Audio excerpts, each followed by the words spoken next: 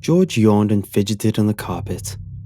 The light from my bedside lamp caught his blonde hair and made it shine like a halo. He twirled a lock from his fringe around his index finger, let it snap back into place, then started twirling it again.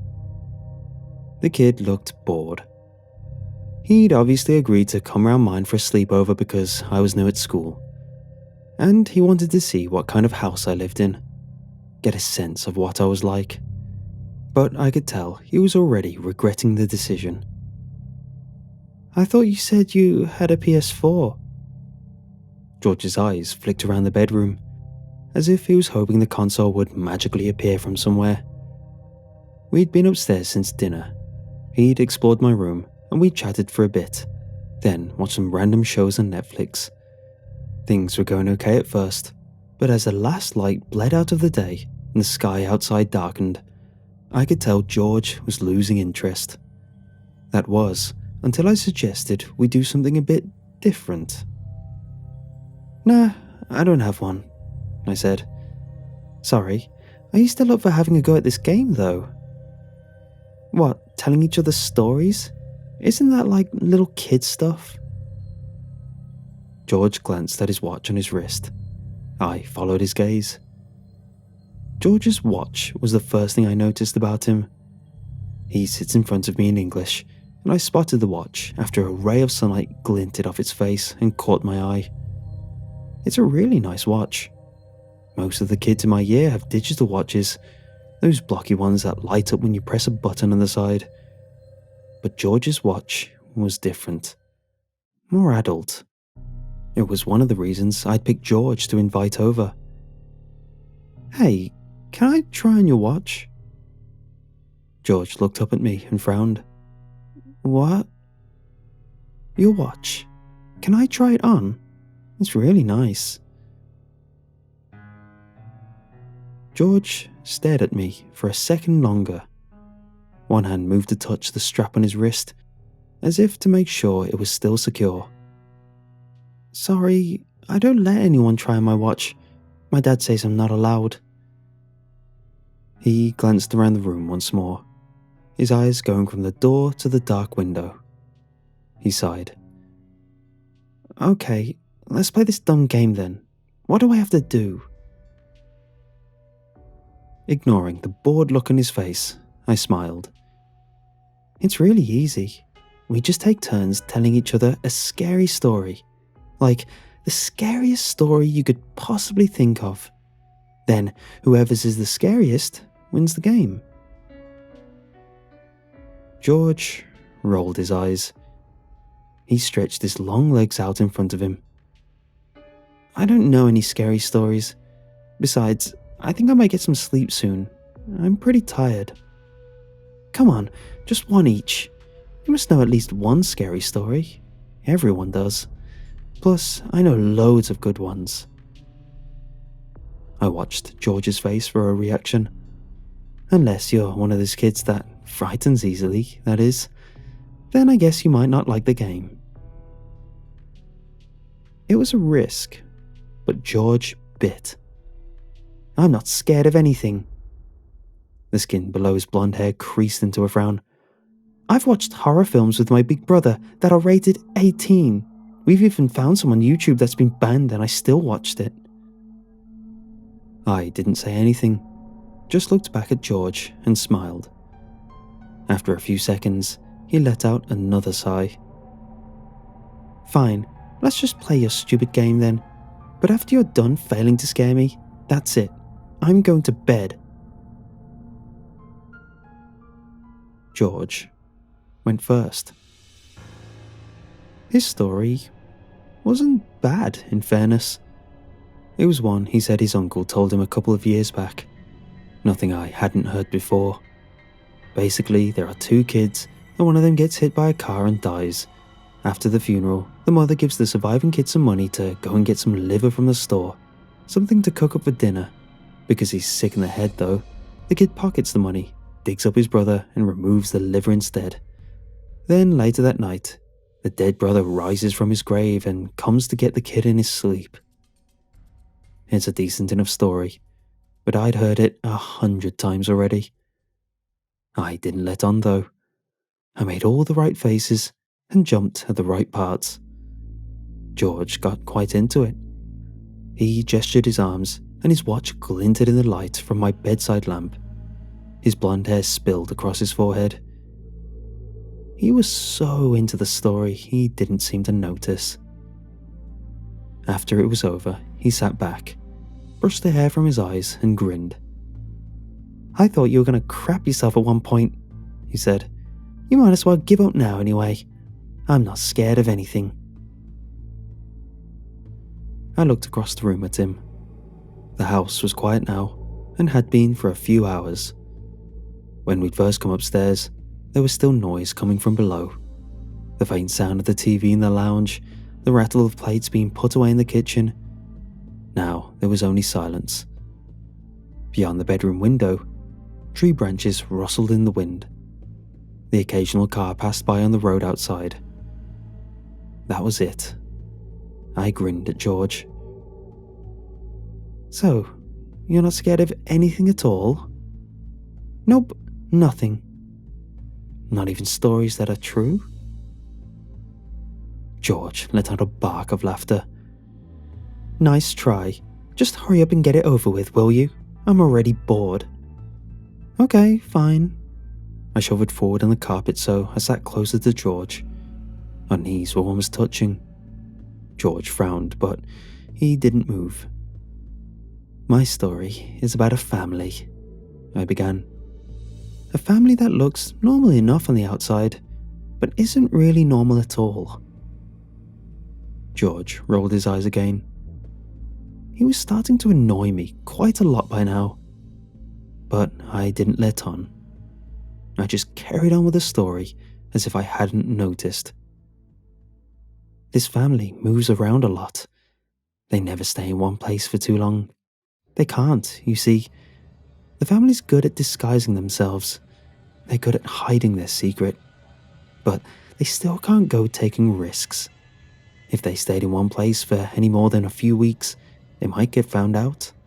Someone might discover what they really are. "So, what are they then?" I wanted to tell George not to interrupt, to just sit still and listen to the story, but I bit down on the urge. Instead, I just grinned at him. "The family are monsters," I said. "They're all monsters. They travel from town to town, and they leave a trail of dead kids wherever they go." I paused, expecting George to interrupt me again. But he didn't. He only stared back at me. There was no expression on his face as he twirled a lock of blonde hair around his finger. "The family has a very specific way of doing things," I continued. "When they move into a new area, they find a house that's been left unoccupied. Not a completely empty house, just one where the people that normally live there are off on holiday or something. One that'll be empty for a week or two. The family doesn't need long, see? A couple of weeks suits them just fine. So, they break into this place, and then they go about setting the trap. It's their own kid they use. They send him off to make friends in the neighborhood, around the nearby parks, maybe off to the local school under a fake name. Tell him to get to know the other kids. The family is hungry by this point, really, badly hungry. But they don't do anything just yet. They've learned to be patient." I paused and took a breath. This was a story I'd told before, but I found I liked it more and more with each retelling. The trick was not to rush though. You had to savor it. I'd opened the bedroom window when we first came upstairs, and now a draft of cold air blew in. It ruffled the curtains behind George. Tree branches shook in the garden outside. The leaves whispered to each other. George watched me, not saying anything. I had his attention. "The kid's parents don't have to wait long," I continued. "They never do. They've trained the kid well, see? He's not just a victim in all this. He may only be young, but he knows how the game works. Once the family has been in the area for a little while, a few days, maybe a week at most, the kid makes his choice. He picks a new friend to invite back to their house. The parents give him a little incentive too. He's still too young to share the tastes they have. They tell him that's something he'll only acquire when he gets older, but he still gets something out of it. What does he get out of it? George's eyes were fixed on mine.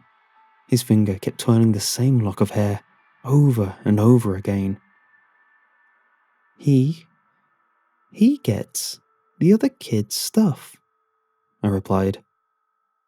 Whoever he picks, he gets to keep all their belongings after his parents are finished with them. Somewhere in the house below us, a door slammed. George's eyes flicked away from mine towards the bedroom door, then back again. I smiled at him. So... George kept his eyes on me as he tried to formulate the question. So, what exactly do the parents... What do they do with the kid they take? Oh, they eat them, I replied. They eat their insides, they tear the kid open while they're still screaming, and they pull out their guts and intestines by the handful. Wolf everything down until there's nothing left but a husk. I grinned. Somewhere below us, a floorboard creaked. The sound was faint and muffled, and I don't think George heard it. Can you imagine what someone looks like when they've had everything inside them removed? They hardly even look like a person at all. It's like the stuff a snake leaves behind when it sheds its skin. The glow from the bedside lamp made George's skin look pale. His lips were slightly parted as he stared at me. But how did they get away with it? He asked. Don't the parents of the kid that get taken come looking for them the next day when their kids don't show up back home? I grinned at George. I'd been hoping he'd ask this. Oh, the family's long gone by that point, I said. They vanish like shadows in the night. The only thing they take with them is the remains of the dead kid, and when their parents come looking for them the next day, all they find is a locked house that belongs to someone else. Another floorboard creaked. It was louder this time, and we both heard it. The sound had come from the corridor outside the bedroom. George's head swiveled in the direction of the door. His eyes were wide in his pale face. What was that? Oh, that was nothing, I lied. Probably just the house settling. There's nothing to be scared of, George. I eyed the watch on his wrist and imagined what it would look like on mine. From the corridor outside came the soft sound of approaching footsteps.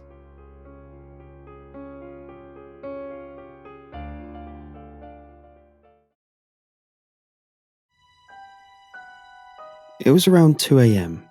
I was 6 years old. I was diagnosed with ADHD at 4. A symptom of ADHD is insomnia, so I've never fallen asleep easily. I was waiting for the sun to rise so that I could wake up my mom and dad and we could play games. I heard a truck outside. I remember I thought it was odd because I had never heard a car after dark. I decided I would look out the window to see it drive by. I got out of bed and tiptoed to the window. I stuck my finger through the blinds and lifted one up. What I saw was not a truck, but a van. It was one of those vans with no windows in the back. It also wasn't driving by. It was idling outside of my house. A man stepped out from the passenger side door. He looked up to my window. I froze, knowing there was no way he could see me. But if I withdrew my finger from the blinds, he could have seen the blinds moving. As I stared, I realized that I recognized the man. I'd seen him once in the grocery store. No, I'd seen him a couple of times at the grocery store. He even talked to me once when my mom told me to go get something from a different aisle, and I was alone. I smiled at the fact that I knew him, and I lifted up my blinds. He noticed. He saw me and started waving as he put a smile onto his face. I waved back. He motioned for me to come outside. I nodded and tiptoed to my bedroom door. I gently turned the knob and pulled it open. I tiptoed all the way down the stairs and out of the front door. He smiled at me and said, "You ready?" I looked at him, confused.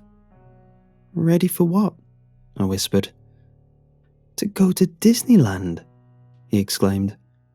"Your parents wanted me to take you tonight." I got excited. I had never been to Disneyland before, but my friends from school all told me it was the happiest place on earth. He took my hand and led me to his van. He opened the back and told me to sit down and be patient. I walked in and sat on the ground because there were no seats. He closed and locked the doors. The van started moving. After a little while, it stopped again. I was expecting him to open the doors and tell me we're at Disneyland, but instead, when the doors opened, the man was standing outside with another little boy. "He is going to Disneyland with us," the man told me. I smiled, knowing that I could make a friend on this trip. I'd never seen the boy before. He told me his name was Jim, and we became friends instantly. Along the way, we kept stopping, and the man kept putting kids in the back of the van. There were at least 10 kids in total by the time we started actually driving to Disneyland. It took a long time to get to our destination. When the man opened the door, it was not what I expected. I thought Disneyland was going to be beautiful, but instead it was just some big square building.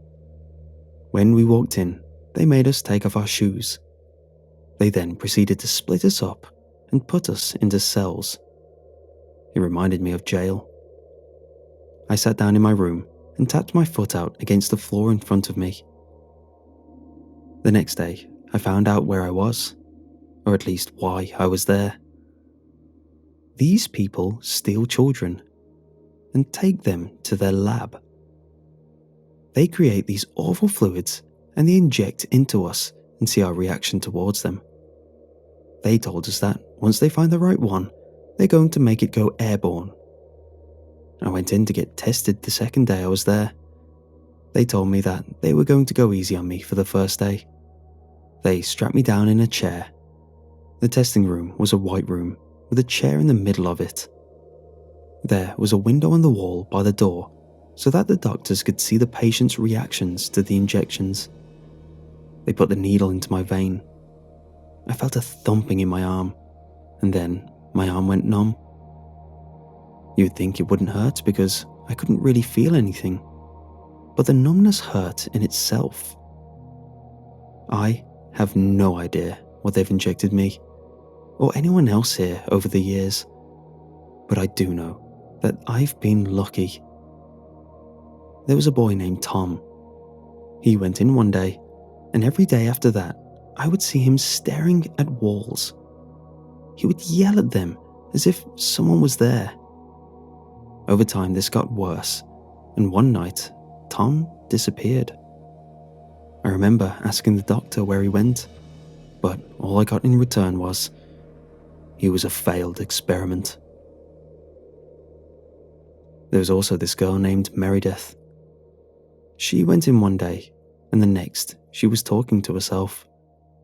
She would repeat all day and all night in a panicked voice, "They're not going to stop. They're going to be there when you die. They're not going to stop. They're going to be there when you die."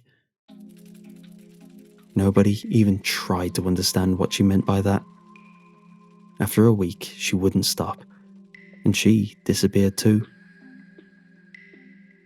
I think the one that got the worst of them, though, was my best friend Jim. Jim went in one day and came out fine. The next day he seemed fine too. We only got one meal a day, and it was lunch. On the third day, at lunch, Jim took his knife and cut his wrists open. Everybody screamed, but Jim wasn't fazed, and a couple of seconds later, it healed. When everybody settled down, Jim whispered to me, "We could escape, you know. We could run, and if I ran behind you, every bullet they would shoot at us would hit me, and I'd be fine." I looked at him and smiled. A chance to escape was all we needed. A day after that, Jim got called in again. He didn't get injected though. Instead, the doctor pulled out a knife and told him to cut himself. Jim did. Repeatedly, he cut himself with a knife, and each cut healed. After that, we started making our plan. One day though, Jim started scarring. All of the places he had cut himself in before were now big scars. His legs, arms, and even the left side of his face. All of the places the doctor told him to cut were scarred. That night, I heard Jim screaming. He woke everyone up. When the doctor walked into his room, he could see all of the scars on Jim's body begin to open themselves up into the cuts they once were before. That was the night Jim died. I had lost all hope at that point. I had no more friends, no plan to escape, and worst of all, no bad injections. There were a lot of worse injections and outcomes, but I don't think I can put those on here. It was easy to want to die in that place. A lot of pain accompanied the injections. We were surrounded by death. I was alone for 4 years, just hoping that the next injection would kill me. But none of them did. I think the happiest day of my life was when I heard the police were coming. Maybe it was just a rumor, but it was enough to give me hope. And even better, the doctor didn't know about the police.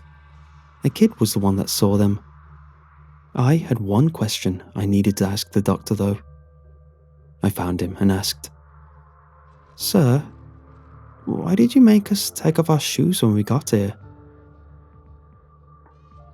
The doctor replied with, "Shoes take away the pain.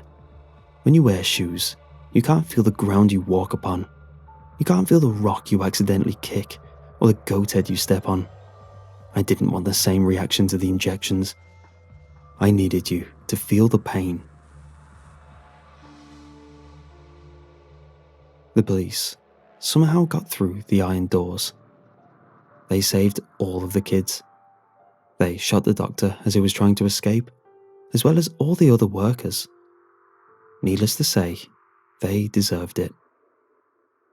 I had lost track of time in that place. When I went in, I was 6, but when I got out, I was 15. I hadn't wore a pair of shoes in 9 years.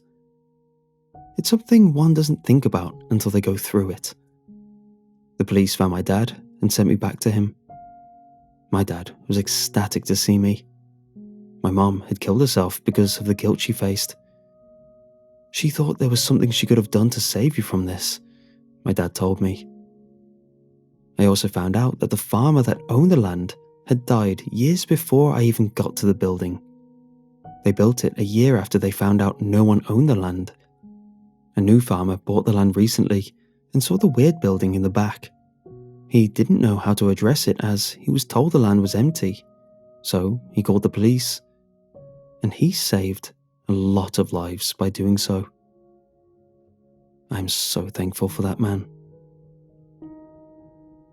Everything is weird now. I'd gotten used to my schedule in that place. Now, I don't know what to do. I have to deal with life as if 9 years weren't just stolen from me. I miss Jim every day. I always think about how life would be if we had both made it out of there alive. The thoughts are haunting. I still don't know what injection was supposed to be the right one, and I still haven't been able to get used to shoes.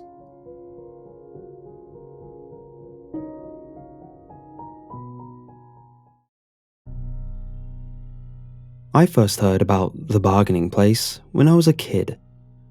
As usual, it was at a sleepover when I learned of this arcane knowledge. This was back in the dark ages when Fortnite was many years away. Our entertainment was ghost stories. As we huddled in our sleeping bags and told ghost stories by flashlight, Marvin, whose house it was, related a story he'd heard from the most reliable source, his older brother. If you go south past the town limits, the road eventually splits in two. At exactly 30 miles, there's a picnic area in between the lanes. If you stop there at 1 in the morning, you'll meet a stranger who will make a bargain with you. You'll get what you want if you turn around, go back into town, and do what you're asked. What does he want? I asked. It might not be a he who asks, answered Marvin. My brother says that Mike McAllister went out there last year, and it was an old lady. He wanted to be on the varsity team, and she told him to throw a brick through a church window. Did he do it? I demanded, curious about whether it really worked.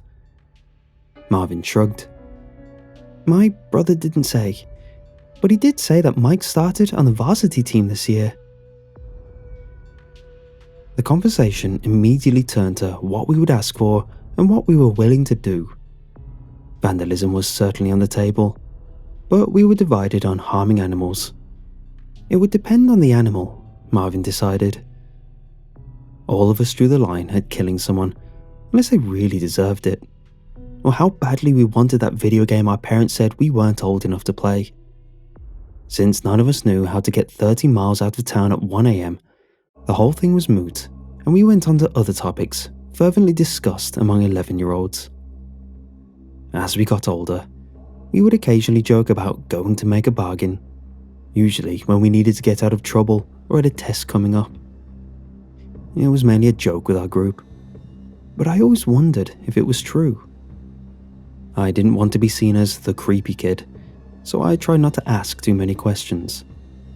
I confirmed that Mike McAllister really was on the varsity basketball team and had an amazing season.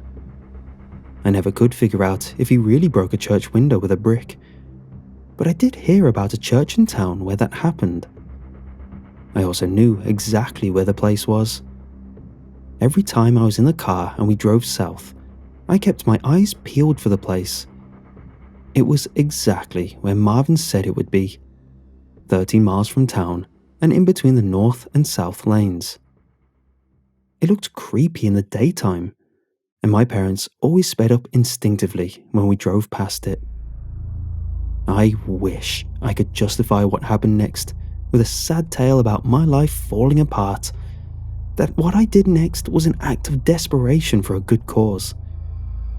The truth is, my life was going pretty well.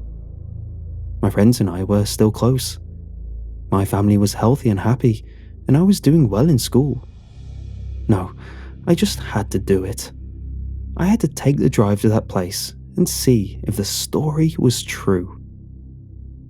I was 17 when I decided that I was finally going to see if this was true.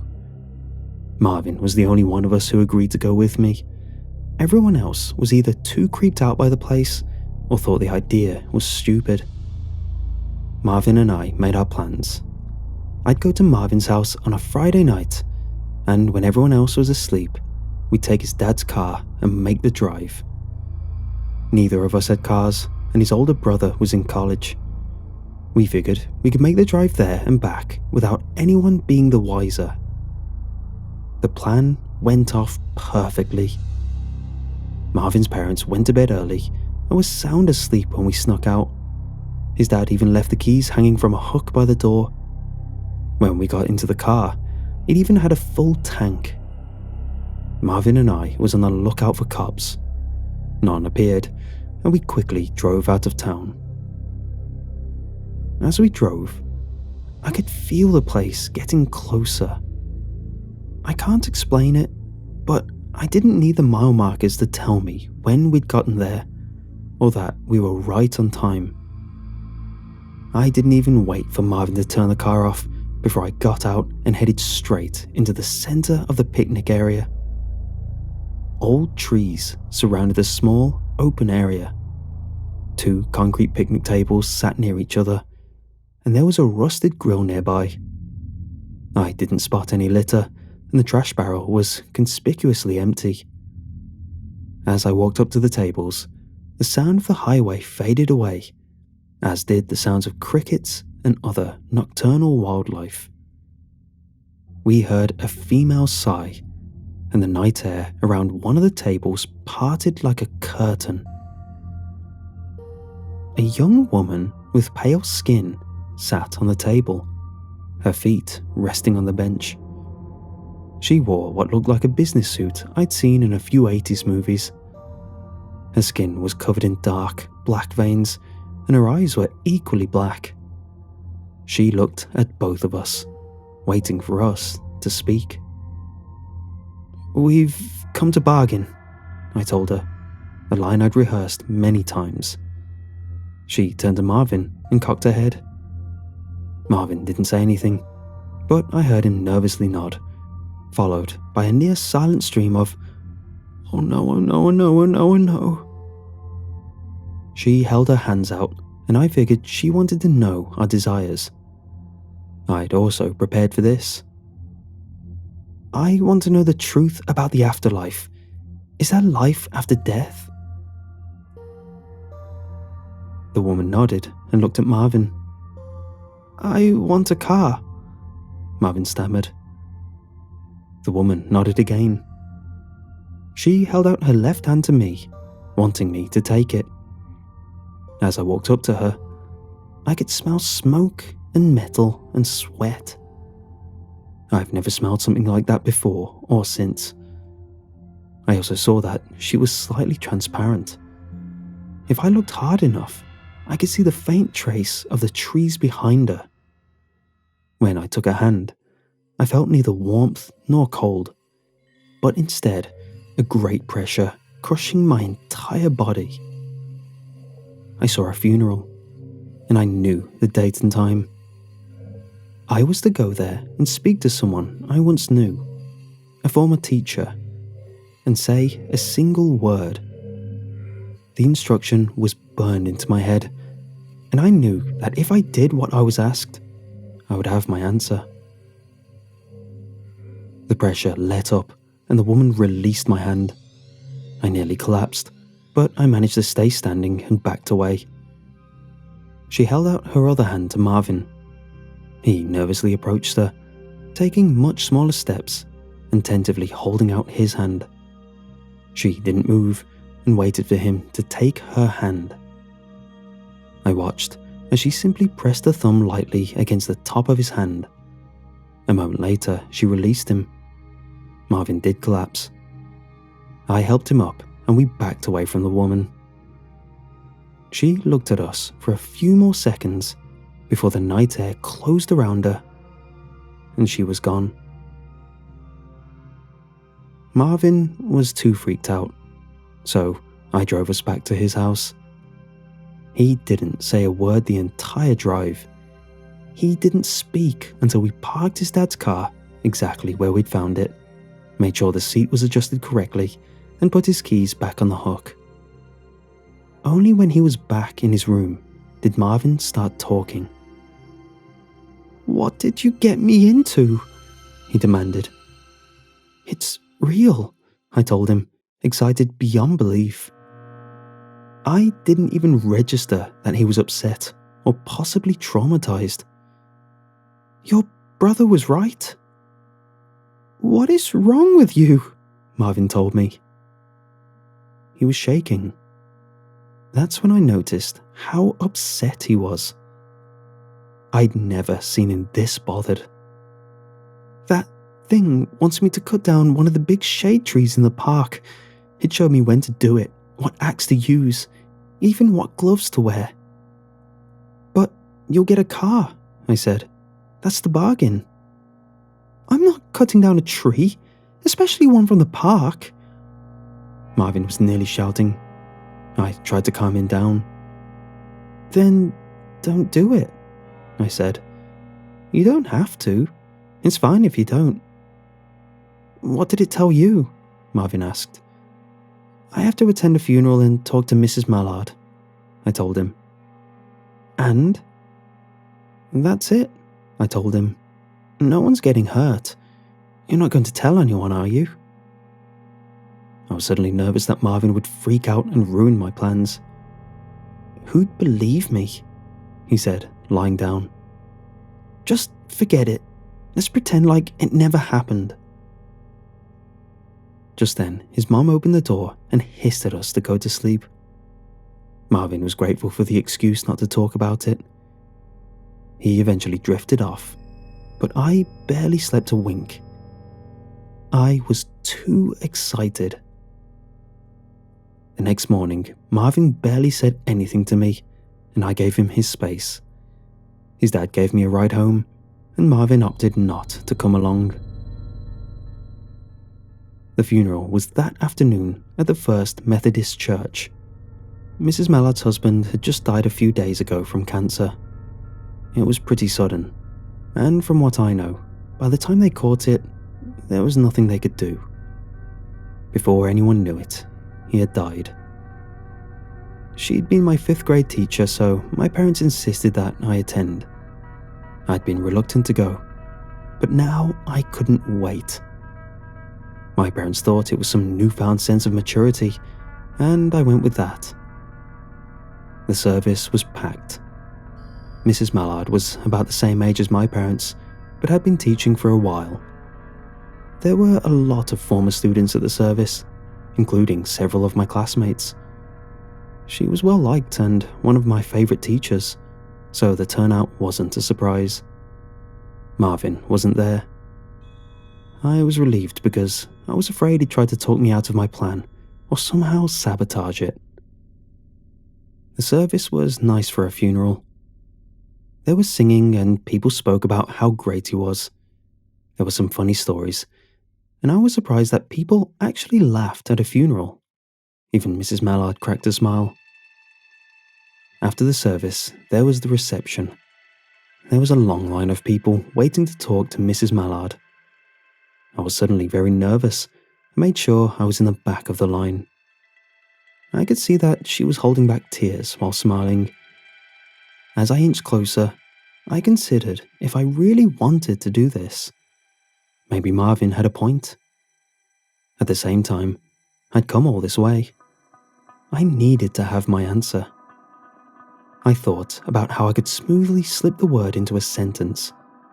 However, the closer I got, the more nervous I became. So, when I got to her, I shook her hand and just blurted it out. Diamondback.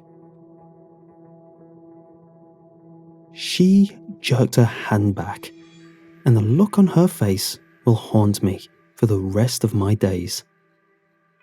I've seen people cry. I've seen adults cry. But I've never seen someone look at me with such horror and despair and grief. The calm mask she'd been holding onto broke, and she just wailed in pain and crumpled to the ground. No, no, no, no, no, was all she said. Immediately, everyone was looking at me, wanting to know how I'd hurt this sweet teacher at her husband's funeral. I was stunned and tried to back away. As soon as I began taking a step back, she sprang to her feet with such ferocity and grabbed my arm so tight I could feel my bones creak. How did you know that word? She demanded. Who told you? I shook my head. No one told me, I lied. It just came to me. A large crowd had gathered, and from the mood of the room, they were all certain that I was to blame. I figured I was already in trouble, so I decided to press it. What does it mean? I asked. It can't be, was all she said. You can't know that word. It can't be. She released me, and I was immediately pulled away by several older men who demanded to know what I'd said to her. I played dumb and told them I just said a word that popped into my head. I had no idea what it meant. They were very, very upset and decided the best thing was to just throw me out of the reception. I waited by my parents' car. My parents spent the next 15 minutes apologizing to everyone. I'm not sure it helped. As people left, they glared at me. Some shouted that I ought to be ashamed. Others made a point not to speak to me. I would have been more worried about the hit to my reputation if I didn't feel let down that I didn't get an answer to my question. I said the word. I fulfilled my side of the bargain. And yet, I had no answer. I caught hell on the drive home. It was the worst I'd ever been yelled at. They didn't even know what exactly I'd done to upset Mrs. Mallard, but they were sure I'd done something stupid and deserved the harangue. When we got home, I was banished to my room and grounded for a month. Naturally, I was the big story at school. All the teachers were mad at me and just looking for a reason to write me up. According to the rumour mill, I had said any number of horrible things to her. Marvin refused to even look at me. The rest of my friends asked me what I did, and I told them the truth. I had made a bargain, and this was my end of the deal. After I said that, it became clear that I wouldn't be eating lunch with them for a while. About a week later, Mrs. Mallard's sister came to visit. My parents were immediately apologetic and demanded I apologize. I stammered out a sincere-sounding apology. I was pretty good at them, and her sister asked to speak with me alone. As my parents left the room, they gave her a look that said, "Don't kill him, but do what you must." She didn't yell or get angry at all. As soon as my parents were out of earshot, she asked, "How did you know that word?" Before I could lie and say that it just came to me, she leaned in and hissed, "Did you make a bargain?" I felt a chill. I was so shocked I could only nod. "It's a small town," she told me. "Your friends talked and word got around." Having someone know my secret gave me my voice back. "What did the word mean?" I asked. Why was she so upset? Mrs. Mallard's sister was quiet. In his last days, Mark was pretty delirious, but my sister stayed at his side. She told me that he told her he would send her a message from beyond the grave. My sister humoured him, and they agreed on a code. If he wound up in a good place, heaven or something like that, he'd send her the word Blue Bonnet. But if he was in a bad place, he'd send a different word. Diamondback, I said. She nodded. We didn't say anything else. There was nothing left to say. She sat for a while longer and then showed herself out. I just went back up to my room. I stayed there for the rest of the day. I didn't even come down for dinner. I had my answer. The bargain had been fulfilled. All I had to do was tell one of my favourite teachers that her husband was in hell. Not just tell her, confirm it for her. I tried to convince myself that it wasn't that bad what I did. At least I didn't murder anyone. But deep down I knew that I had destroyed this woman. I'd also destroyed myself. I was just too young and stupid to realise it at the time. You might expect this part of the story to be when my life fell apart, but that's not what happened.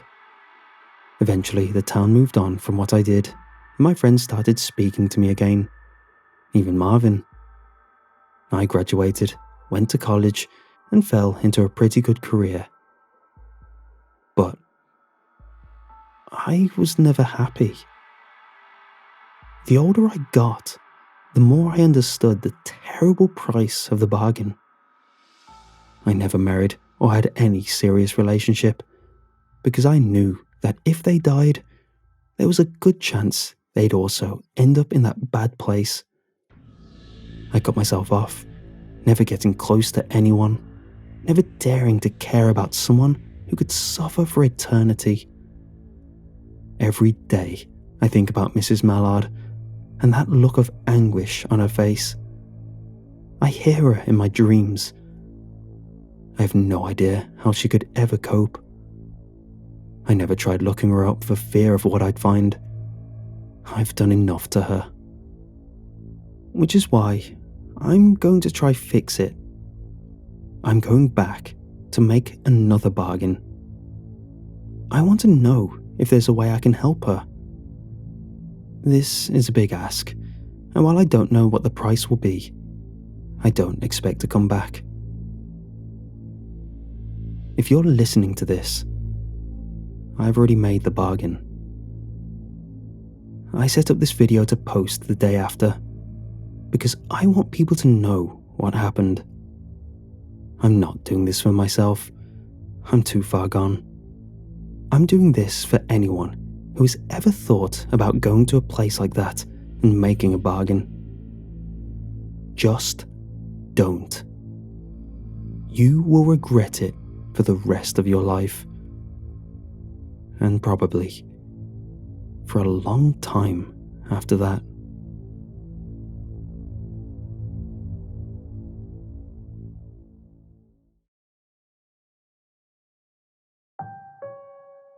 There's a reason a lot of urban legends originate around campfires. There's a lot that can go wrong when you stick a bunch of kids in a campground in the middle of the woods. As a camp counselor, it's my job to basically make sure these kids don't get lost or go off on their own. I mostly just make sure they follow the schedule. 7 a.m. wake up, 7:45 breakfast, 8:15 take them to their first activity, 10 a.m. snack, etc., etc. I'm basically a glorified babysitter. The kids are mostly alright. There's always a couple brown noses, a couple entitled brats who like to talk about mommy and daddy, a few hooligans. I like the quiet kids who always follow the rules. The hardest part of my job is nighttime. It gets harder to keep track of the kids, and they never seem to want to settle down for bed. Then they always want a campfire and s'mores and scary stories. Whoever thought it was a good idea to pump kids full of sugar and tell them scary stories to scare them into staying awake, and then send them off to bed is a real jerk. In order to make sure we don't lose anyone, camp counselors are constantly reminded to count their kids. I only have 7 kids this year. The organisers figure the smaller kid to counselor ratio, the better. So I start off my day with a roll call. Make sure no one is still in bed or sick. Count them before we leave. Count them at the first activity. You get the idea. I've got a pretty good group of kids this year, so I'll admit, I haven't always done my count when I should have. Still, I haven't lost a kid yet, so no harm, no foul. One night, the kids asked me to tell a campfire story. Normally, this is more easily done with a second person. You talk real low and soft, tell a story warning kids not to do something like wander off on their own or go swimming without supervision. Then, when you reach the most tense part of the story, your cohort will yell really loud and scare the crap out of the kids. They all scream, then they laugh. It works every time. When you don't have a second counselor though, it's a little tougher. It's always a little difficult coming up with stories all the time, so sometimes the counselors will get together and swap some stories. One particular night, the kids were asking for a story. They already had marshmallow and chocolate smeared all over their faces, so I obliged. This is the story of Clark Thompson. 30 years ago, young Clark came camping here with his father to this very campsite. They even used this very fire pit to cook their meals. Like you, Clark had s'mores almost every night before bed. He loved candy and sugar, so much so that his father usually had to limit Clark to 2 s'mores a night. Some nights though, Clark would wait until his father was fast asleep, snoring loud enough to wake the dead, before sneaking out of his sleeping bag. He would go where they kept their food, a bucket strung up in a tree to keep it safe from bears. He would carefully untie the rope and lower the bucket, trying to make as little sound as possible. Clark would usually eat a couple marshmallows, some chocolate, never the graham crackers though. Those could never satisfy his sweet tooth. When he had eaten his fill, Clark would raise the bucket back up and tie it firmly in place before creeping back to bed. His father was none the wiser. One particular night, Clark snuck out of his sleeping bag for his midnight snack. The moon was so full that night and the stars were so bright he could see everything pretty clearly. Clark untied the bucket and brought down the snacks and dug in. After a while though, Clark had noticed he had eaten too much. Clark had eaten almost everything. All that remained were the crackers. Do you all know what happens if you eat too much sugar? A couple of kids shouted out some answers. You get super hyper. My mum says I bounce off the walls. Boing! My mum says I talk really loud. My mum says I'm annoying. One of the quieter kids whispered, You get a stomachache. I nodded. That's right, you get a stomachache. And that's what happened to Clark. He ate so much he started to feel sick. So Clark decided to go for a walk. Maybe a little exercise would make him feel better. Since the moon was so bright, he didn't bother to bring his flashlight. He figured he would be able to find his way back without a problem. After all, he and his father came camping here all the time. He knew this forest like the back of his hand. So Clark set off, following a trail he knew pretty well. But after a little while, he started to feel worse. The pain in his stomach was so sharp he had to stop walking. Suddenly, he bent over and started to throw up. Ew! At the mention of puke, all the kids chimed their disgust in unison, and a few started giggling. When he was done, he noticed something weird. Maybe it was something shiny. Maybe it was an animal. But whatever it was, it led Clark off the trail and further into the woods. Now, what do we always tell you when we go on hikes? Always follow the path. The kids sounded like robots reciting the rule. Right. So eventually, Clark realized his mistake. He tried to turn around and go back to the path, but he couldn't find his way. Nothing looked familiar to him. Without any obvious landmarks to lead him back to his camp, Clark did what anyone would do. He called for help. He must have been too far from his camp for his father to hear him though. But something else heard him. No one knows what happened to poor Clark, just that they found him in the morning. Or what was left of him. What happened to him? The fire was starting to die down, so it was getting harder to see the kids.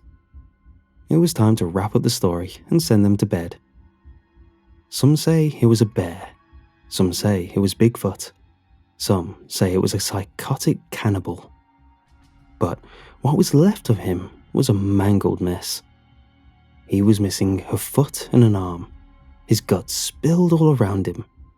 His bones were picked clean. The kids sat in silence for a while, digesting the story. Maybe it was a little too heavy for a bedtime story. Alright, let's clean up and off to bed. It was a little awkward, but the damage was already done. The kids cleaned up their trash and put the candy away in silence. I was starting to feel a little guilty. I hoped some of them would be able to sleep. As they all filed off towards their tents, I did a quick head count. 1, 2, 3, 4, 5, 6, 7, 8. I counted 8 children, not 7. To the left of the dimming fire, someone was still seated.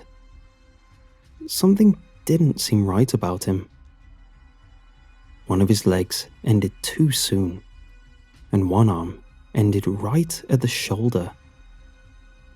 At one of the feet, a dark liquid had started to pool.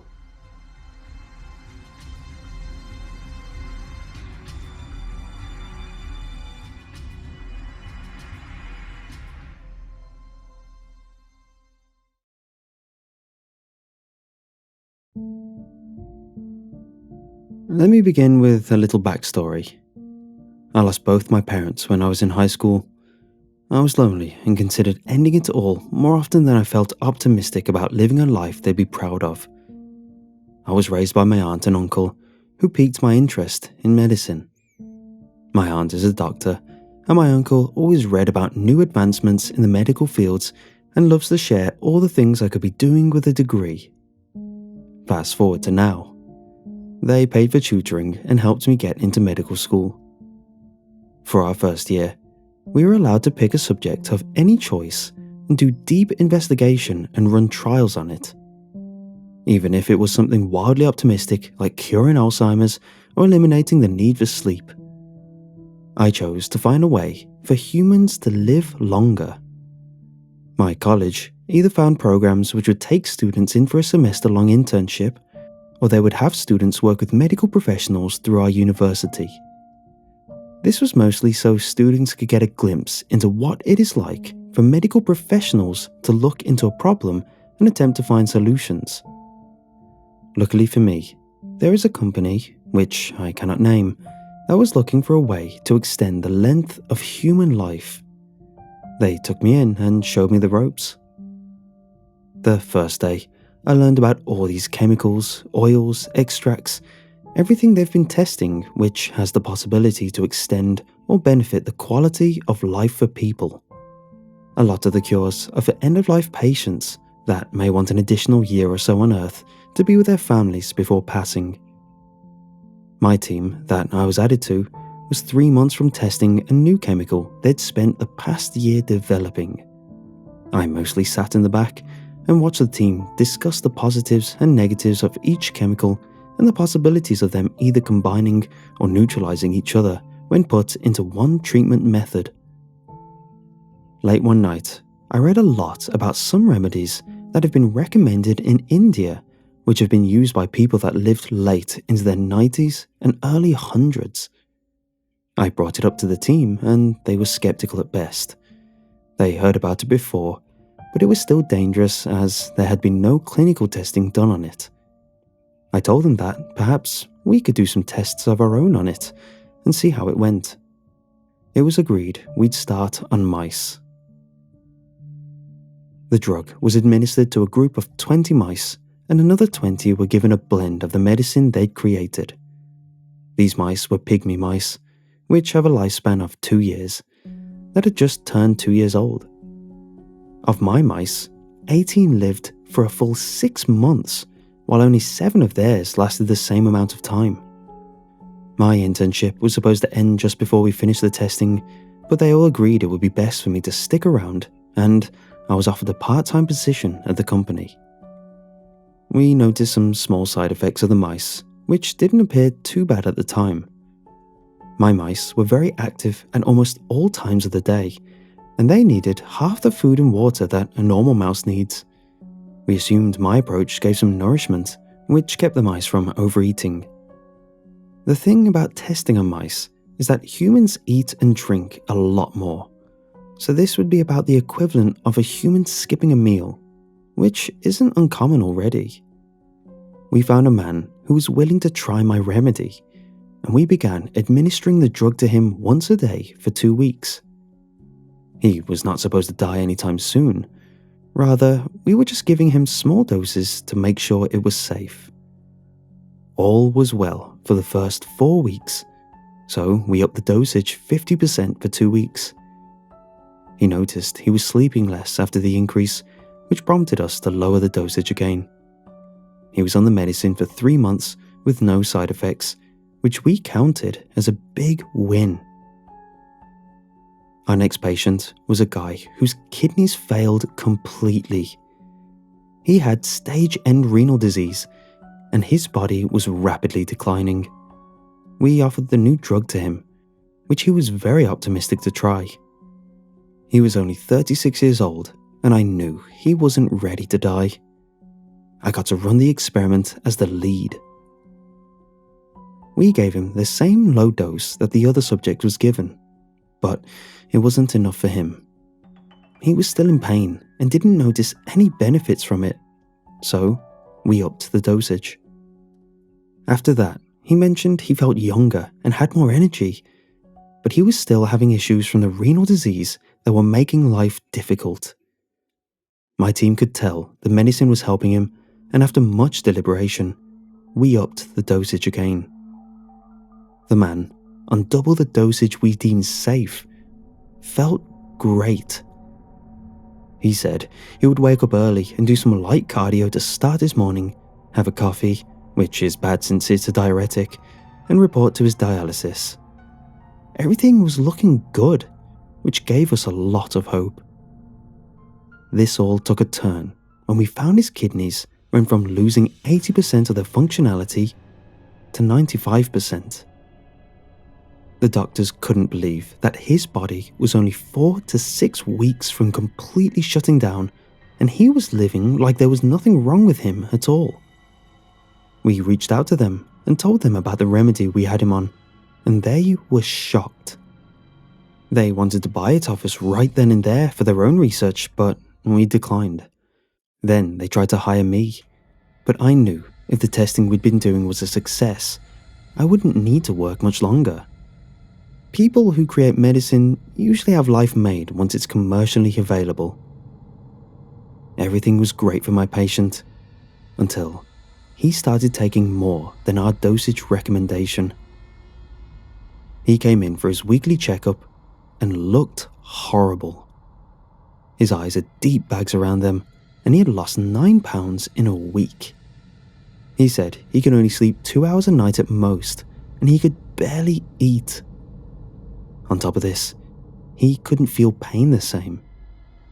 When asked if he was serious, he punched a metal door and looked me dead in the eyes, saying he couldn't feel it. We told him to only take what was recommended, but he wouldn't listen. He wanted to live, and my medicine made him feel better, but he needed more and more to keep the feeling. We started dropping off daily doses at his front door to make sure he wouldn't overdose on it like he previously had, instead of giving him a bottle with a week's dosage. What he started doing was holding on to about 3 to 4 days worth of doses, then taking them all at the same time. I wish I would have known this earlier, and we would have started administering them in person daily.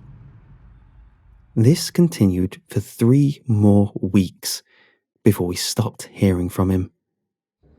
We couldn't reach him, but his wife came in to talk to us.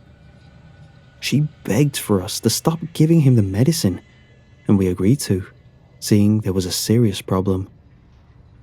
After a week without us giving him medicine, he came back and agreed to stay in our clinic and allow us to monitor him for 24 hours a day. We administered the correct amount every morning and allowed him to eat, sleep, exercise, and browse the internet from our clinic. If he needed to go anywhere, one of us would go with him. Everything was going well, until one night when I was watching him. He slept for a half hour before waking up and clawing at his eyes. He cut deep gashes into his cheeks and screamed that he was scared. I tried to restrain him, but he was too big for me to hold down. He ran to our lab area and found our sterile scissors and began slicing himself. I called my co-workers and they rushed down to the lab. By the time everyone was there, he'd cut into his wrist so many times we could see the bone. It was the most horrific sight I'd ever seen. But he couldn't feel it. His screams were from the terror of not feeling it instead of pain. He began questioning if this was real life or if he was in hell. We finally restrained him, but we were sure he was as good as dead. We bandaged him up, but he lost a scary amount of blood. He somehow lived through it and went back to sleep. We all agreed to stay there for the night, and my co-worker slept in the bunk area. He woke up an hour later and told me the voices in his head wouldn't let him sleep. I asked what the voices were saying, but I couldn't believe what he said. "You're supposed to be dead, and let me take you already," were what he heard. Over and over he heard this. We agreed to stop giving him the treatment. Clearly, whatever we were giving him wasn't safe for humans. We kept him for screening even after we stopped. But it got worse. He tried to hold his breath until he passed out just so he could sleep. He wouldn't eat anything for days at a time. He heard voices every day and would beg for us to put him under just so he could rest. Last night, he broke out of the restraints and attacked my co-worker. He grabbed a butter knife out of the break room and sawed at his throat until he cut through his windpipe. We were called and rushed to the clinic to see him sitting down in the kitchen. He had his throat cut for nearly 10 minutes by the time we got there, and he was still alive. It wasn't a clean cut, but this would have killed a normal person by then. I asked him why he did it, and he claimed the voices told him if he didn't die soon, they'd be there to take him themselves. We called the paramedics, but he died in the ambulance ride to the hospital. I quit my job. The gashes, screams, and bloodstains on the floor were too much for me.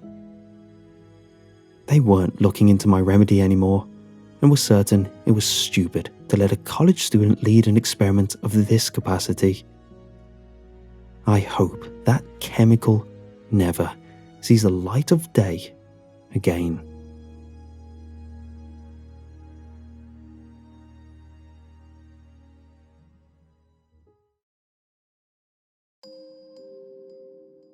It's been a year since that day. That was the day, the one where I quit my job as a social worker. The call that started that afternoon, I remember it distinctly. It came from a man called Morris Hicks. He was a principal of an elementary school. Mr. Hicks had a stern voice, but I could hear the concern. He was worried. "I've talked to 5 different people, Mr. Wilkes," he said over the phone. He had been extra persistent the last few days, calling child services daily. That one including my boss, who decided to follow up by forwarding the case to me. "These kids are not being taken care of." "It's summer vacation, Mr. Morris." "So, how do you know that precisely?" I asked. "Mr. Wilkes, these kids have been going to my school for a year. They were always dirty and smelled terrible. I tried reaching out to their father, who is our only contact, but he never answers or returns my calls." "I understand, but that doesn't answer my question. How do you know these kids aren't taken care of when it's summer break?" "I drove by their house, Mr. Wilkes. I saw the boys in the front yard. They had blood on them. How do you know it was blood and not something else? I know bloodstains, Mr. Wilkes, he responded, calmly but with a hint of annoyance. I wrote down some notes and thought maybe I should do at least a drive-by of the house. I hoped that it would put his mind at ease, or at least get him to quit calling. I will go by today, I replied. It was worth doing just a quick talk with the father. It was possible that Hicks was right, but it would be wrong to assume the children were unsafe just by his statements. I needed to see myself. Tell me the address and I will head to check out after lunch. I wish I had never written down that address. The house of the Raymond family was not welcoming. It was a small, run-down house about 20 minutes outside of town. The closest neighbor was a farm. It looked deserted. The Raymond's grass was overgrown, and junk laid all through the front yard. The thing that caught my attention when I got out of the car was the smell. It reeked of a dead animal. I walked slowly to the front door, and the odor became stronger. Mr. Hicks may have been right about the children's safety. The entire house looked like it could collapse as I walked onto the porch. I opened the small screen door to knock. No one answered. I tried again and said, "Child Services, please open the door." I heard a giggle. It made me turn my head around as the sound of tiny footsteps were moving quickly. I stepped from the porch and into the yard looking around. I could not see anyone when I felt something tug my hand, startling me. It was a small girl with brown hair and freckles. Mr. Hicks had not mentioned a little girl. She was young though, not quite old enough to be in grade school. It could have been the answer. He may not have known of her. The little girl was curious as she looked up to me and asked, "Who are you?" "My name is Mr. Wilkes," I explained as I bent down to look at the little girl. She had weird stains around her mouth and her clothes were dirty. She had a smell too, like she'd been rolling in something foul. I could see why a school principal would be concerned about safety. "I am here to speak to your daddy. Do you know where he is?" "He's asleep and doesn't like to be woken up. He gets upset when you wake him up." "Where are the others?" "Ben and Tim?" "Yes, where are they at?" "I saw them playing in the backyard," she answered, as the little girl pointed behind the house. She started to run toward the wooden gate that concealed the backyard. "Come on, Mr. Wilkes. I will show you where they are at." "All right. What is your name, sweetie?" I asked. "Everyone just calls me Barb." She reached the wooden gate, and I followed, noticing the smell was getting stronger. It did not seem to bother Barb, though. She opened the gate, disappearing from my sight. "Wait up," I shouted when the gate shut. I placed my hand on the gate and knew something was wrong by the smell. The backyard was even worse than the front. It was covered in even more junk, but that wasn't what disturbed me. It was the small bones that were around. They looked like they came from birds, squirrels, and other critters. Something else stood out too. It was the makeshift table that had bones hanging from it with small strings. It looked like decorations. "What is this?" "It's where they play." "How is this playing?" I inquired to the child as I walked over, studying the table.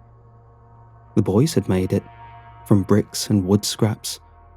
The top of it had dried blood on it. I was even more disturbed as I turned to Barb to see her acting like nothing was wrong. "What happens here, Barb?" The boys give it gifts," she responded as she walked over and pulled on one of the bones. I needed to speak to the father. These kids needed to get out of this house immediately. They weren't just filthy, they were playing twisted games. "What do you mean, gifts?" "Their friends asked for gifts made of skin and bones, but it hasn't been happy with them lately. It wants more." "What do you mean it wants more?" "It wants bigger things, and they have been giving it pieces," Bob replied, when I heard something coming from the tree line of the backyard. I saw nothing, but I started to become more nervous as the sound happened again. It was coming from a different direction. "It's never enough, though." I heard it come from behind me, and I felt a sharp pain. I looked to see blood running down the back of my leg, the look of a little brown-haired boy with an evil smile on his face, and then I noticed another younger boy who carried another sharp object. It was the brothers that Mr. Hicks had told me about. I grabbed Barb's hand and began to run to the house. The first boy took another stab at my thigh, and I felt a burning pain. I pulled on the small girl as we ran to the back porch. The two of us ran as each step ached and blood poured down my leg. I quickly pushed open the door and slammed it shut. I locked it as I looked outside to the two little boys holding their blades. They smiled menacingly at me. "Barb, go lock the front door while I call the police," I ordered, as the little girl looked confused. She must not have ever seen what her brothers were capable of. She seemed to be in shock, honestly. "Go lock the front door and hide." "But it'll get mad if it doesn't get a new gift," she protested. "Barb, lock the door and hide. I'll get us out of here, I promise." It took a moment, but she left and I pulled out my phone. I dialed 911 and the dispatcher answered. "911, what is your emergency?" "I am being attacked, I am hurt, and I have a small child with me. Please send help." "Are you safe?" "No, I am not. I was just stabbed in the legs, twice," I yelled. "Sir, you're going to need to calm down. Who attacked you?" "The two little boys that lived here. I'm with child services and they sent me here to investigate." "Where are they now?" "I locked them outside, but I don't know how long that will last," I replied as I walked around inside the house. It was dirty and covered in junk. I could see spoiled food everywhere. I started to walk around, looking through the house. I entered the hallway. It looked like where the bedrooms were located. "Sir, you mentioned something about another small child. Who is that one?" "It's the younger sister, but she didn't do anything to me. I brought her into the house with me." "Sir, can you secure the child and hide safely until help arrives?" the dispatcher asked while I walked down the hallway. I counted 3 doors, but only one was open. The one on the end. "Sir, can you do that for me?" "Yes," I replied while I walked slowly to the last door. I guessed it had been to Barb's room, and that is where she had run to hide. I had to protect her. "I will find her, and the two of us will hide in the back bedroom." "Stay in the line, please. They aren't far away." "Okay," I whispered as I approached the room. The smell was awful, and it made me worried that it was not her room, but one of the brothers. It wasn't, though. I did not see what looked to be a child's bedroom. It was worse. It was so bad that it made me drop my phone in horror. It was a man, tied down to the bed, with chains binding him. He was thin and looked to have not eaten in weeks. The smell was him soiling himself on the bed that he was bound to. He had brown hair like the children, and I assumed it was the father. I noticed something though. It was that he was missing fingers and toes, along with other chunks of skin. The boys had been mutilating him slowly. I walked to the bedside and put my hand on his arm. "Mr. Raymond?" "Who is that?" he gasped, squinting his eyes. He was struggling to see me, but he was alive. I looked around to see if I could free him from his restraints, but I couldn't. "Who are you?" "I'm with Child Services," I replied. "Get us out of here," he cried out. "Something is wrong with my boys, and they need help." "I've already called the police. They will be here soon. We just need to hang tight." That is when I heard a sound coming from the house. I walked into the hallway to see the front door. Someone was trying to open it. But I did not hear the police sirens. It had to be the boys. "Bob, where are you?" I cried out. The door started to shake violently, and I could see Barb finally. She walked to the door, looking at it curiously. She must have thought it was the police and was going to innocently let the boys in here. "Barb, don't open the door," I screamed. She turned her head to me quickly as her hand rested on the doorknob. That's when the sound of sirens came. Barb ran away quickly, and I turned back into the room of Mr. Raymond. He could hear them too. I could see a weak smile on his face. "I am going to get the four of you out of here and get your boys some help," I said. "Just get the boys out of here. They need help because something is wrong with them." "What about your daughter?" He coughed and looked confused. "I don't have a daughter."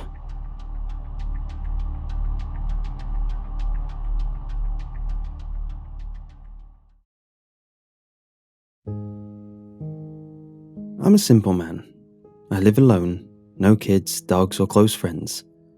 I tend to keep to myself, although despite my best efforts, many people in this town know me. That's to no credit of my own. My wife, Emily, was the social butterfly. Emily was the kind of woman who could win anyone over with a smile and never stood by in the event of any injustice. She was always out of my league by miles, simply due to her heart, yet for some reason, she chose me. "You keep me safe," she would say, and that I did. You see, Emily's heart was also her fatal flaw, in more ways than one. Some people like to take advantage of it and would appeal to her with fake charities, unreciprocated assistance in moving, and even a few attempts to take her on dates disguised as hangouts, which none of the other invited parties would show. You know how that goes. I was Emily's advisor. I warned her not to reply to that Nigerian prince, told her that yes, Dave from work was trying to hit on her. You know the drill. She needed me to toughen her up, and as a former Marine, I was plenty capable.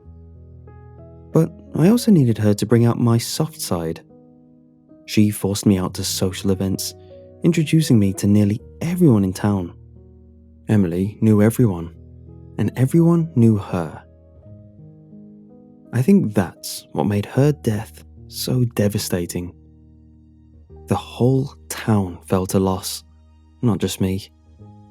I like to say that her heart was just too big for her body to keep up. She went into cardiac arrest one day, inexplicably. Despite my hermit-like nature and a severe lack of invitations, Emily's funeral was the most well-attended I have ever seen. Streets were packed, parking lots were full, all just to pay respects to someone everyone felt they knew on a personal level. After the funeral came the visitors and the casseroles, and I tolerated it. I knew Emily wouldn't want me to cast aside these people, as they were grieving too. After a few weeks, it slowed down, and I adjusted to a life of self-imposed solace. I do best alone, with the exception of Emily, so I didn't mind the quiet. However, after a while, it became rather lonely. But I'm not the type to ask for help, so I found a solution that got rid of the horrid silence while still maintaining my pride. It may be rather unusual, and some may say creepy, but I began talking to salespeople. Telemarketers would call, and I would be the one who would answer. While I would rarely buy anything, unless it seemed legitimate and something I could use, I found that these people also liked to talk, and so I would have conversations with them. It was enough to satisfy that innate need for human interaction without the worry of having to maintain a friendship. In particular, I enjoyed when door-to-door salespeople would show up. I always thought that job took balls, or insanity, and would invite them inside, or give the landscapers a tour of my yard. It served as a basis for keeping me sane, and I would usually purchase something from these folks, as they were always very kind, and I admired their bravery. Plus, it's much harder to waste someone's time in person. So, inviting this particular salesman in was not all that out of character for me. He wasn't too much shorter than I, and I'm rather tall at 6'8". His frame was much smaller than mine, and he looked to be exhausted. When I opened the door, he began his speech saying, "Hello, sir. My name is Tom, and I'm with Vacuums Unlimited. I see you have a lot of carpet in your home," he said, while peeking his head in and looking at my floors. "Would you like to hear about our unique and innovative in-home solutions?" he asked, his voice flat and nervous all at once. When I told him that I would like to hear about them and asked him to come in, he looked utterly shocked.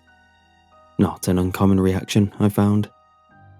He followed me in, looking around nervously. Something had him on edge, I assumed. Perhaps he was new, and this was his first real opportunity, or perhaps he was nervous about entering a stranger's home. Whatever the reason, I tried to put him at ease. We walked into my TV room, and I gestured at the couch for him to sit down. He took the armchair, and after a brief silence, he stammered. Hi, sorry. I'm a bit new at this."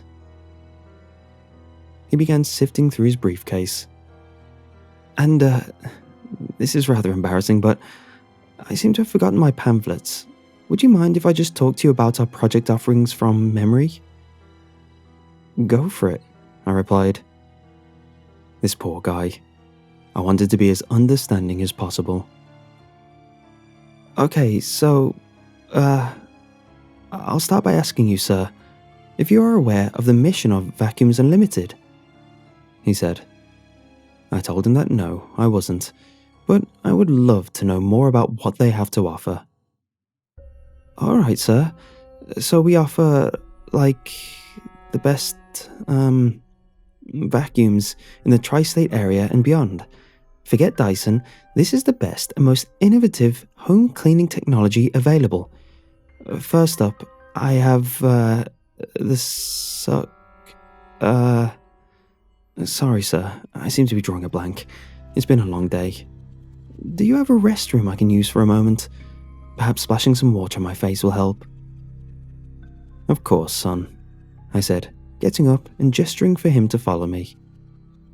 I led him down the hall, through the dining room Emily had set so beautifully that, yes, I hadn't touched since her passing, and through the powder room by the stairs.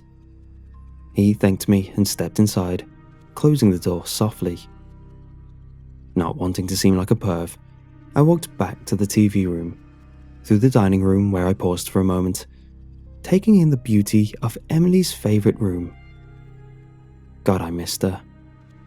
I remembered how I once grabbed a plate from one of those elegantly laid out place settings. Oh, how mad Emily was. She had spent all morning meticulously setting it up for guests and hated when anyone messed with it. I thought it was funny though, as we didn't have plans with any guests that night, or anytime soon.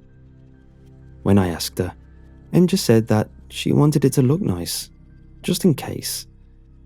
I laughed at her, and she gave me a "don't you dare" look, to which I flashed my crazy "don't dare me" eyes. But I never touched it again. It was only a few weeks later that she passed. I hadn't touched the room, and we hadn't had anyone over. I still feel like crap for having turned down all her requests for dinner parties. I told her that was something we'd do when we were older. Little did I know. Hindsight is 2020. I walked back through to the TV room to wait.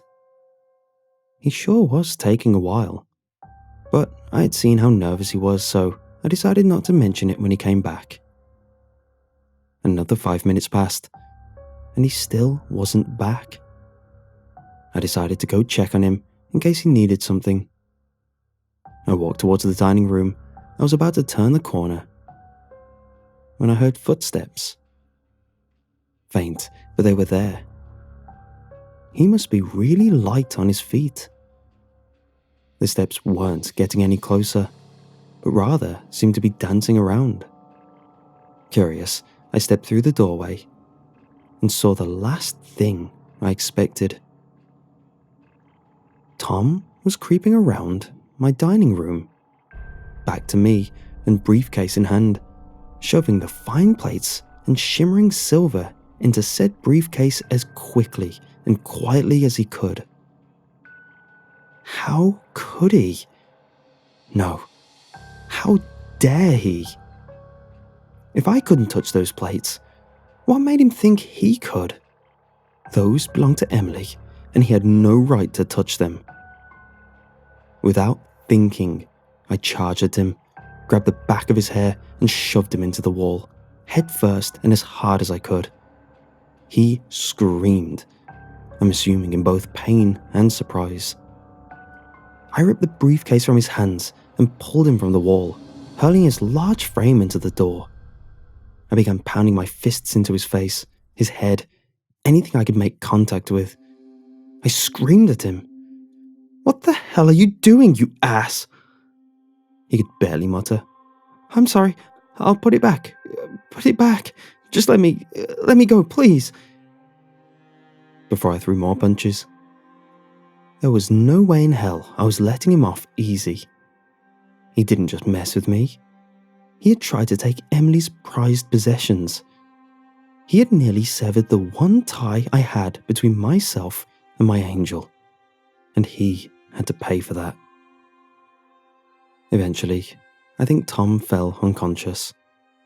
My blind rage had left his face nearly unrecognizable, my fists raw and bloody. I looked at his limp body and made the decision to move him. I couldn't have this horrid man in M's space. He had to go. I grabbed his arms and began dragging him further into the house. I opened the basement door and began descending into the darkness with Thief Tom in tow. I pulled him across the concrete floor to the storm shelter. That's what Em had called it. She had been terrified of tornadoes and had me turn a room down there into a space to wait out the severe weather that never came. Because of this, I had sealed all the windows in the room and installed a heavy metal door. Sure, it was overkill, but I would do anything for my wife. It had been Emily's safe space, and now it would be Tom's eternal hell. I shoved him onto the dusty couch, walked out and shut the door. When he awoke, he would find enough food and water for a few days, or perhaps a week, just as Emily had wanted. He would also find the door locked and no other way out. He would find himself sealed in his tomb. After ensuring the door would not open, I went back upstairs, locking the basement door behind me for safe measure. Sure, I felt bad later that night when I heard Tom's faint sobs, but I knew he had deserved it. Not in death would I let anyone take advantage of my Emily. 2 days later, another salesman came to my door, but for the first time, I turned him away. Now, I don't let any salesman in, not because I don't like them or don't trust them, but for fear they'll find what remains of the last one to enter my house.